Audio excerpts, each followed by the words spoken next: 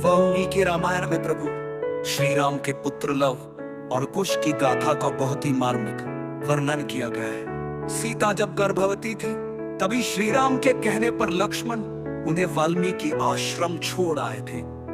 Love और कुश का जन्म ही हुआ और वही उनका पालन पोषण, शिक्षा और दीक्षा का कार्य भी। लव और कुश की पढ़ाई लिखाई से लेकर विभिन्न कलाओं में निपुण होने के पीछे महर्षि वाल्मीकि का ही हाथ था। उन्होंने ही दोनों राजकुमारों को हर तरह की शिक्षा और विद्या में पारंगत किया।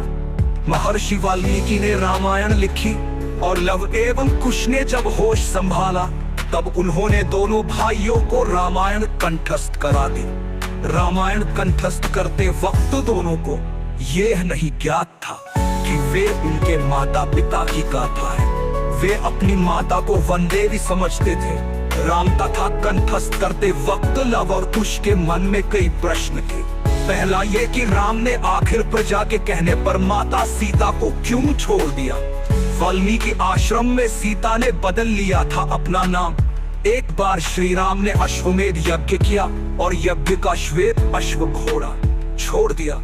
ये घोड़ा भटकते हुए जंगल में वाल्मीकि आश्रम के नजदीक पहुंच गया।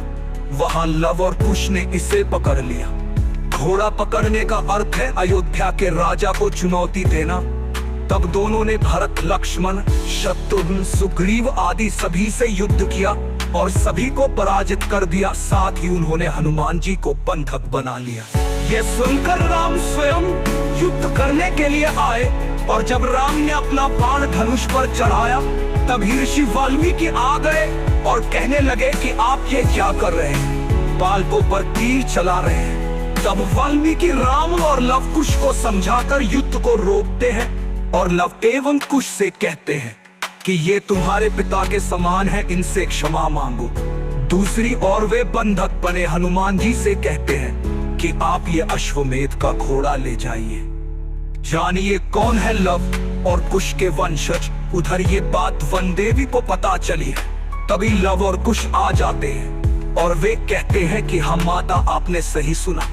हमने शत्रुघ्न, भरत, लक्ष्मण सहित उनकी सेना को परास्त कर दिया। ये सुनकर माता सीता अवाक रह जाती और दुखी भी होती है। फिर लव और कुश कहते हैं कि हमने तो हनुमान जी को भी बंधक बना लिया था। ये सुनकर माता सीता कहती है कि ये तुमने क्या किया, वो तो मेरे पुत्र के समान है, तुमसे पहले तो वो मेरे पुत्र है।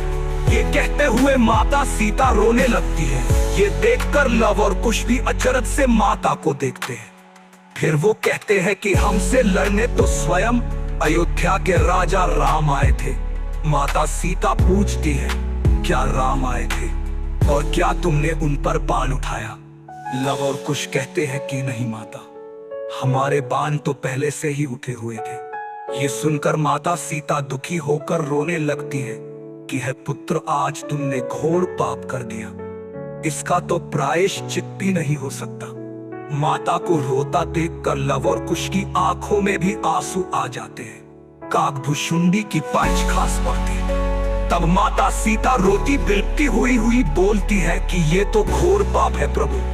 कोई पुत्र अपने पिता पर कैसे बाण उठा सकता है, अब मैं कैसे इसका प्रायश्चित करूंगी। ये सुनकर लव और कुश को आघात लगता है। उनकी आंखों से झरझर आंसुओं की नदियां बहने लगती है।